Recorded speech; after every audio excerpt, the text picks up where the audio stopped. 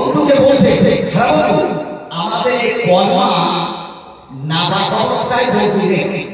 এটা একেবারে পানি আইবা করে টুপি মাথায় দিয়ে একটা পবিত্র হবে, যেমন আমাদের পেশা পেশা করেছি পানি নেই, তাও হতে পারে। ও বিশ্বাস করে আসলে তো এর বেরোতো নেই, উপস্থিত বুদ্ধি খালি যাবে না যাবে না। এই হতভাগা ঘোড়ার কাছে গিয়ে বলতো, হুজুর সর্বনাশ বলে কি বলে, এক হিন্দু বন্ধু আমার কলেজে পড়ছে, আমাকে জিজ্ঞাসা করছে পারে তোর একটু লজ্জা লাগা, আমার মনে নেই কি করবো, কলমা লিখে দিলাম আর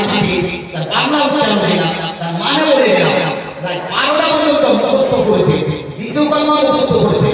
নামাজ পড়েছে, সেই দিন তাহাজ্জুদ করেছে, আল্লাহর কাছে দোয়া করে নিয়েছে। আপনাদের কি বলবো, সে ছেলে তার 10 দিন থেকে 5 ওয়াক্ত নামাজ শুরু করে দিয়েছে এবং 3-4 বছর যাওয়ার পরে সে হজ করেছে, তার বিয়ে করার পরে সন্তান হয়েছে, তিনটে ছেলে, প্রথম 3টে ছেলে হাফেজ মাওলানা কারি, জোরে বলেন সুবহানাল্লাহ। আমার সঙ্গে গিয়ে তার সাথে দেখা করলে, তার সঙ্গে আপনি কথা বলবেন, চোখে পানি আসবে, কাঁপবে যে আজকে আমার ওই হিন্দু ছেলেকে কলমা আমার কাছে করতো, আমার হুজুর যদি এইভাবে ব্যাখ্যা করে জানিয়ে দিতে, আল্লাহ গায়েব হলো হিদায়াত দেয়, কার মাধ্যমে কখন হিদায়াত দেবে একমাত্র আল্লাহ তাআলা জানেন। কোরআন পাকের মধ্যে কি, সে যখন নিজে আগ্রহ না করবে, আমি ভালো কাজ করবো, এই নিজে যতক্ষণ না করবে আমি নামাজ পড়বো, ততক্ষণ আল্লাহ তাকে হিদায়াত দেবে।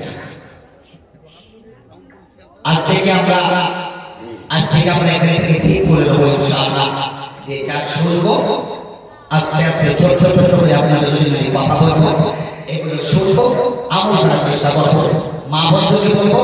আমল করার চেষ্টা করবো, যুবক ছেলেদেরকে বলবো আমল করার চেষ্টা করবো। যেহেতু বক্তব্যে প্রার্থনা নামাজ হয়, মসজিদ হয়, আলহামদুলিল্লাহ মসজিদ হচ্ছে একটা নতুন, আল্লাহ পাকের মসজিদকে সৌন্দর্যপূর্ণ করি নাই, সকলে বলি আল্লাহুম্মা আমিন। আলহামদুলিল্লাহ, আল্লাহ শুকরিয়া, আল্লাহ পাক এমন কথা তুমি আমার দ্বারা বলিয়ে দিও যে কথা দিয়ে আসল করে, আমাদের সকলে দিয়ে আসল করে, এই কথা তুমি আল্লাহ আমার দ্বারা বলিয়ে দাও, সকলে বলি আল্লাহুম্মা আমিন। আল্লাহ রাসূল সাল্লাল্লাহু আলাইহি ওয়াসাল্লাম বলেছেন যে আমার উম্মতদের আমি আল্লাহর কাছে দোয়া করি আমার উম্মতের অবস্থা কি হবে। তো আল্লাহ নবী সাল্লাল্লাহু আলাইহি ওয়াসাল্লাম উম্মুল মুমিনিন